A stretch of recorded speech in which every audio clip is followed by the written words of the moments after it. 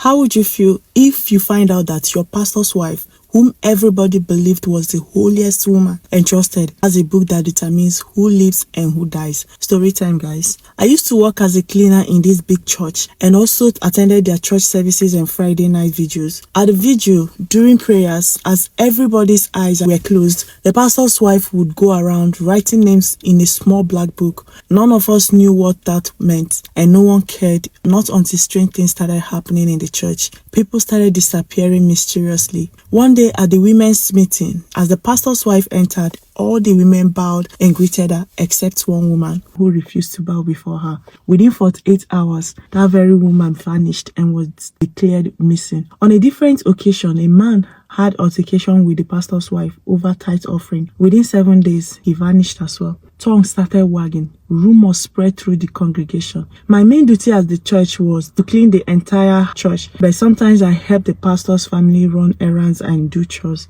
One day, I was helping the family during a gathering in their home when I mistakenly dropped a glass of water on the pastor's wife. From that day, her countenance towards me changed. Her smile faded. She always glared at me each time she sees me. Few weeks later, I was cleaning one of their rooms when I opened the bedside drawer to dust and clean it. Then I saw that black book that the pastor's wife writes things every vigil. Out of curiosity, I opened the book, flipped through the pages. I saw names of some of the church members written in capital letters. Each name has a particular date written beside it. Some of the names, including those people that vanished, was stroked out with red pen. I flipped to the next page, then I freaked out. Why would my name be written and painted with bloodstain? Next to my name was tomorrow's date written beside it. I panicked. The book fell off my hands. I started panting, sweating profusely. Then the bedroom door slammed. When I checked, there was nobody there. Guys, what happened next is even more chilling.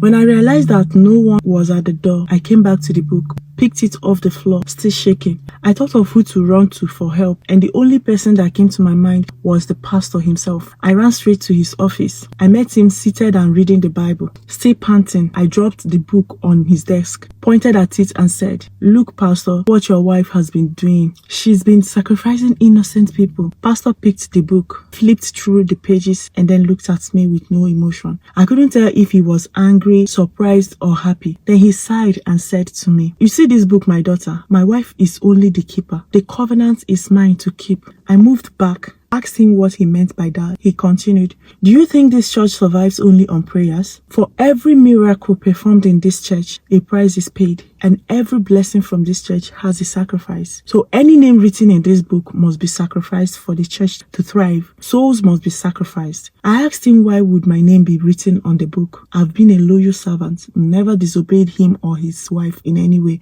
I trusted them. He stood up and said to me, "My daughter, because you've been a loyal servant, your sacrifice will be remembered and honored. But now, your time on earth has come to an end." "No!" I screamed as I walked backward. At exactly 12 midnight, the book flipped open to the page that has my name. This time, my name glowed in bright flame. The ink on my name started melting away. As I tried to run, my vision became blurred. I staggered, fell to the ground, and fainted. As my vision blurred, I fell to the ground. From there, I could see the pastor chanting incantation. Suddenly, I couldn't breathe properly. It felt as if something was trying to strangle me. No, I can't end like this. I stood up, knelt before the altar, and started praying, calling on God's name. I said, "God, if truly you exist, come and deliver me from this evil pastor." As I was praying, the pastor was still chanting his incantation. Then came a thunderous sound on the zinc of the church. The altar shook. The book shook and fell off from the pastor's hand. It started floating. The pages flipped open with all the names glowing. Voices of the lost souls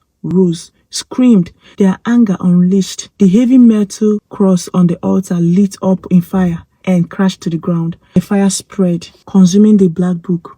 Every single page burnt to ashes. Pastor staggered, holding his chest in pain. I saw dark shadows hovering around him like chains. He cried in anguish. Then his wife came to help him and got trapped in the fire too. They cried. Their voices echoed. I sat down, confused. They watched in dismay as they burnt to ashes. Everywhere became silent. The next morning being Sunday, church members came to the church and met the church turned upside down. The pastor's chair empty. They crossed on the ground and then they saw me sat quietly, still in shock. They asked me what happened. The only thing I could whisper was, "It's over. The book is gone. They can't harm us anymore." They asked me what I meant. I told them everything that happened. We all left the church, shut the door. The pastor and his wife gone forever. Even though I survived, the memory of what happened that night still lives in me. This is why you should be careful of the kind of church you attend.